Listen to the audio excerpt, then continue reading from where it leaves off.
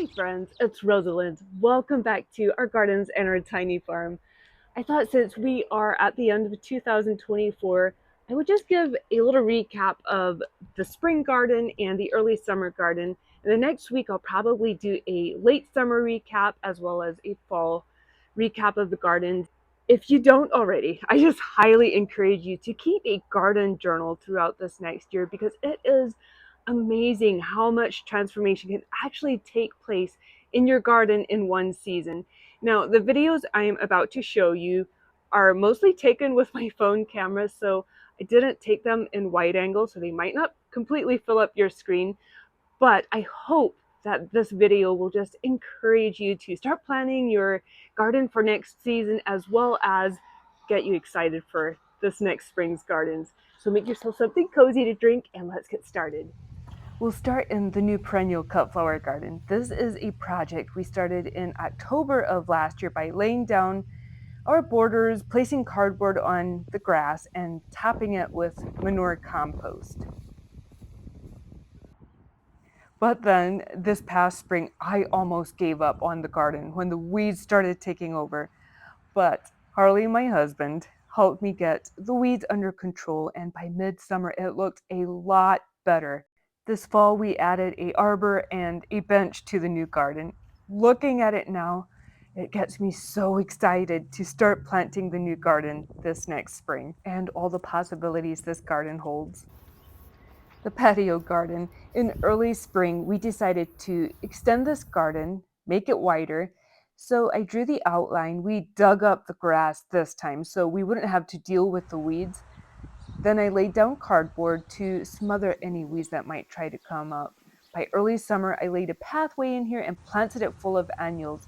This winter, I'm planning all the perennials I want to add into this garden. So this is another space I'm very excited to get into in spring. Now, the back cut flower garden. This is a space we started designing in spring of 2021. Last fall, we added lots of new to us daffodil varieties, and it was such a blessing to see them bloom this past spring. This fall, we added a couple hundred more daffodils around the garden, so I'm super excited to see those bloom in spring.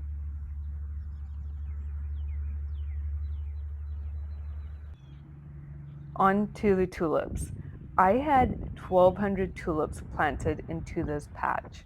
We used most of them in cut flower arrangements for customer orders and at our roadside flower carts. Here's a little peek into how we have our roadside flower carts set up in the springtime. Usually by Mother's Day, the second weekend in May, the tulips are all gone.